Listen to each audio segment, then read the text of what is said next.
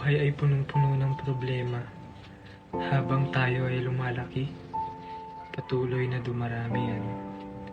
Ngunit hindi importante kung gaano karami. Ang importante ay kung ilang beses ka babangon sa pagkakadapa mo. Sa tuwing kayo'y nakikita, ako ay napapaluha. Sa inyong mga sigawan at sakitan, kayo ay aking kinakatakutan. Sa tuwing ang aking ina ay nakikita sa upuan, ano kaya ang iyong ginagawa? Hawak ang papel na hindi ko maintindihan. Tuwing ako'y may mataas na grado, ay aking pinapakita. Di alintana ang iyong sasabihin. Sige na, oo na.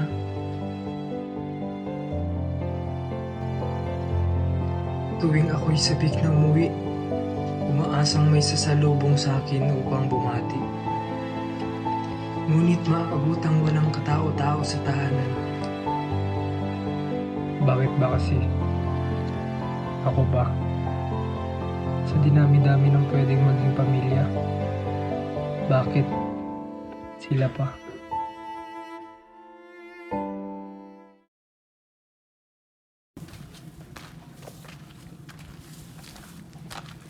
Kuya, payo pong bariya. Wala. Lubayan mo nga akong dumi-dumi mo. Kuya! Kuya, kahit onti lang pagkain ko lang, kuya. Wala nga, di ba sinabi ko na sa'yo na lubayan mo na ako? Ang dami ko.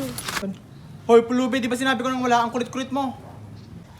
Ang sama-sama mo, alam mo ba? Sino ka ba para sabihin ako ng ganyan, pulubi? Ako lang naman, ang Diyosa ng kaligayahan. Ha? Nagpapatawa ka ba? Di ba sabi ko sa'yo umalis ka na ditong pulubi ka? Ang dapat sa'yo, pinaparusahan.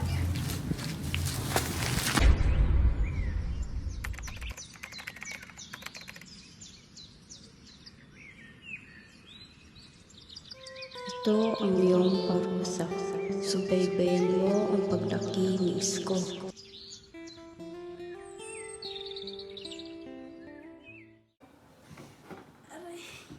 Pedro! Aray ko. Pedro! Bakit? Manganak na yata ako. Tulong! Tulong! Kaya mo yan! Lakasan mo ang loob mo! Sige! Diri mo lang! Kaya mo yan! Kaya mo yan! Lakasan mo ang loob mo!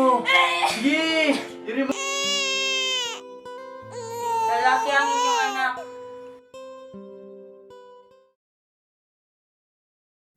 At dito ko nasilayan ng paglaki ni Isko. Lumaki siya bilang isang magalang na batang maharlika. Namuhay sa isang magandang buhay bilang anak ng isang mayamang negosyante. Sa katunayan, ay naging malapit kaming magkaibigan.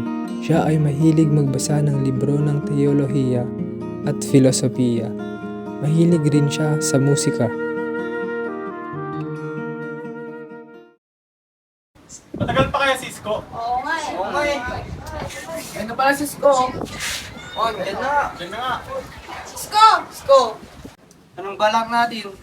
Isko, pumerienda ka naman dyan. Kaya nga Isko, baka naman dyan, tumarinda ka. Alam nyo ba, gusto ko maging kabalyero ng Asisi. Sige, Isko, supportahan ka namin dyan, Isko. Oo, susuportahan ka namin. Suportado ka sa Tara, kuha tayo. Ay, Isko! Rampay para kay Isko.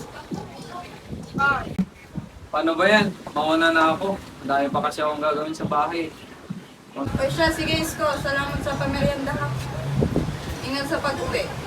O siya, sige, paiwan ko na kayo.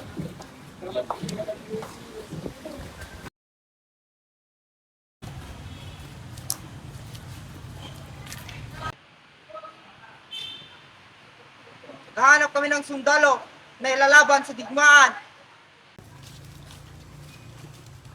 Kayo! Gusto niyo bang sumama para sa laban ng bayan ng Asisi? Sige po, pag-iisipan namin.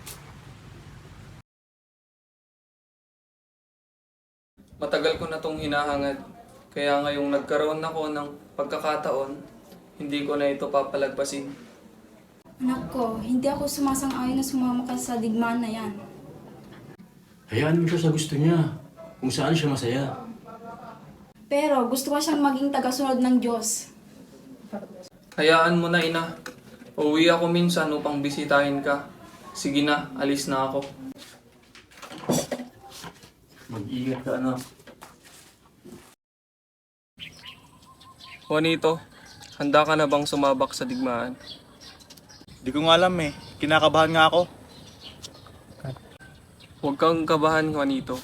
Para naman ito sa bayan ng Assisi. Sige, susubukan ko.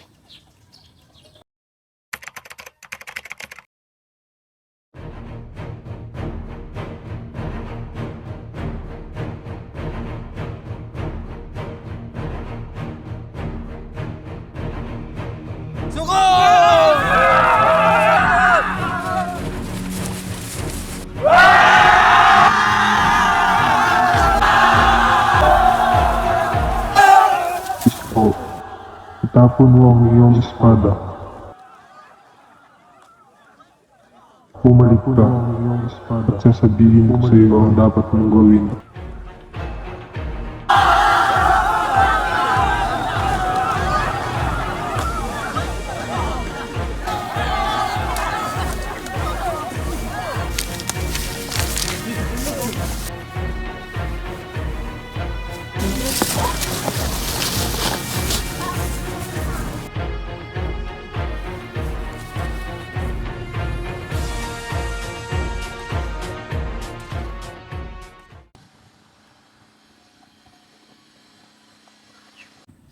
Isko! Saan ka pupunta? Balik ka dito!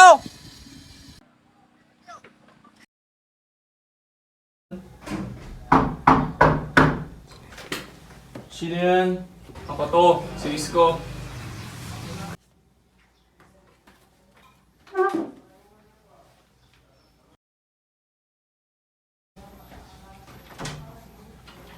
Anong nangyari sa'yo, anak? Bakit, anak? Natalo ba kayo sa digmaan kaya kayo bumalik? Hindi, ako lang.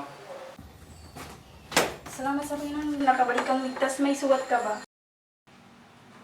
Sinabi ko sa Panginoon na sana namatay ka na lang. Kaysa ganito! Ano bang nangyari? Sabihin mo sa akin. Wala akong magagawa.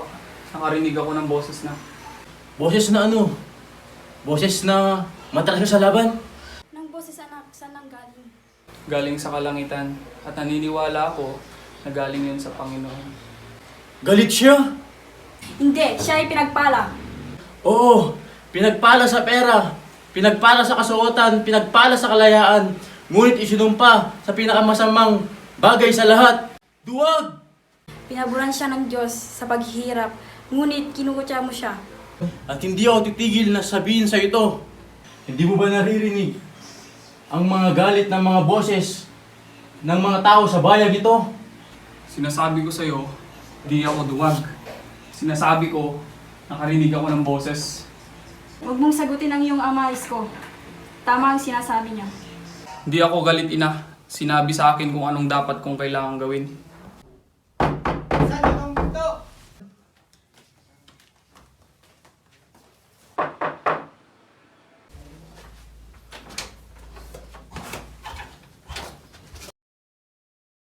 Asan si Isko Bernardoni? Isko Bernardoni, ikaw ay naaresto namin sa salang pagtakas.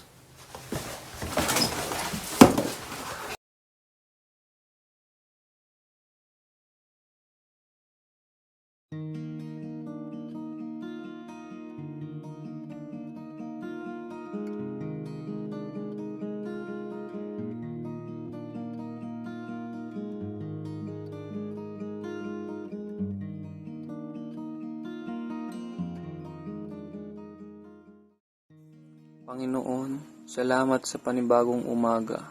Ako'y nagpapasalamat sa bagong pag-asang binigay mo sa akin.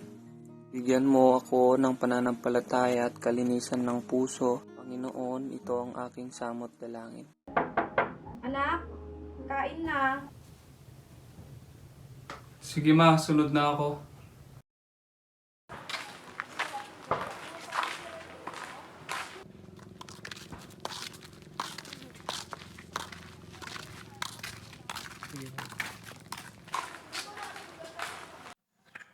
gagawin natin, Isko?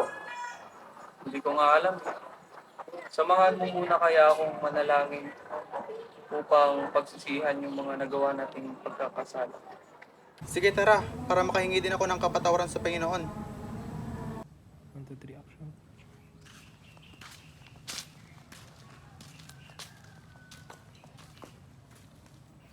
Nakikiusap ako sa iyo aking Panginoon, hayaan mo akong marinig ka.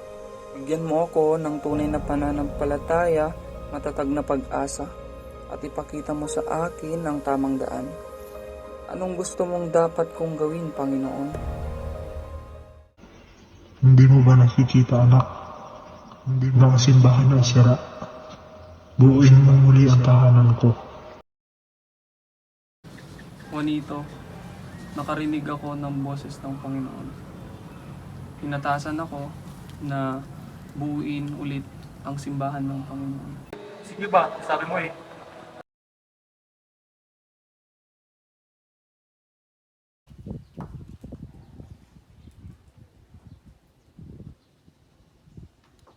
Gusto ko lamang magpasalamat sa inyo at sa mga tumulong upang mabuo tong simbahan na ito.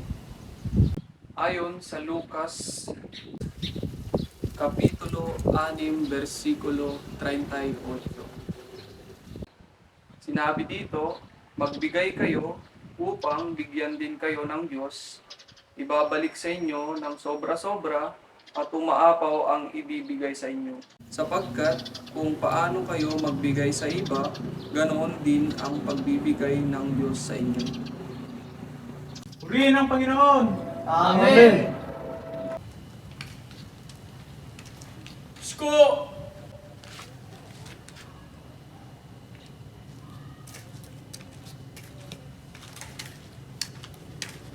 Hindi ito tagumpay para sa iyo. Ito ay trahedya. Hindi lamang ito tagumpay para sa akin. Ito ay sumpa sa lahat ng iyong kasalanan, Isko. Sa kang duwag. Hindi mo alam ang sinasabi mo.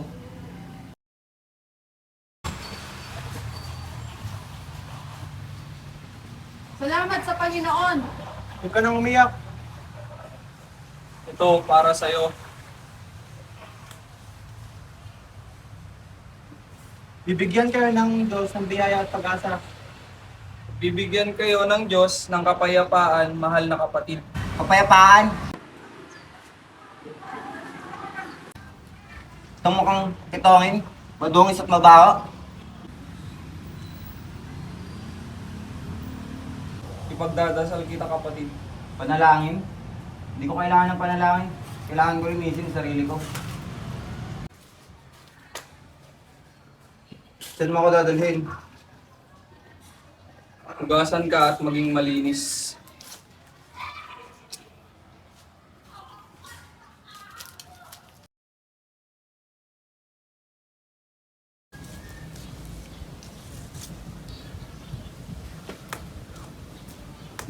Isko, Bakit? alam mo ba, gusto kong magpasalamat sa'yo Dahil ano? dahil binigyan mo ng kalinawan kung anong dapat kong gawin sa buhay. Huwag kang magpasalamat sa akin, Juanito. Sa Diyos nating mapagmahal. May layunin ng Panginoon kung bakit ka nararito.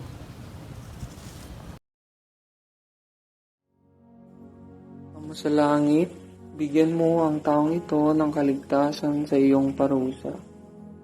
Siya ay naghahanap ng isang biyayang hindi niya natamo. Ibaba mo ako upang ang taong ito ay makabangon. Parusahan mo ako. Para sa kanya at sa malakas na tinig siya ay sumigaw, Ama, bakit mo ako pinabayaan sa lahat ng aking kawalan ng pag-asa? Lahat ng sakit ng kanyang hinanakit ay aking sasalugin. Aking Panginoon, mula sa kalangitan, ito ang aking samot dalangin sa pangalan ng inyong makapangyarihang pangalan. Isko! Anong nangyari sa Isko? Isko!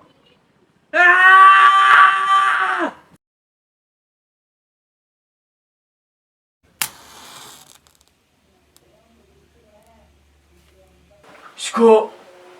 Isko! Humingi ako sa iyo ng kapatawaran, anak. na di kita sinusuportahan sa gusto mo at tinutulak kita sa gusto kong mangyari. Mahal na mahal ko kayo, Ama.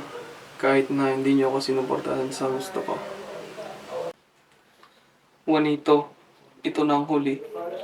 Anong ibig mong sabihin, Isko? Pinagtagpo tayo ng Diyos upang matuto kang lumaban sa buhay at upang tumatag ang iyong pananampalataya sa Panginoon.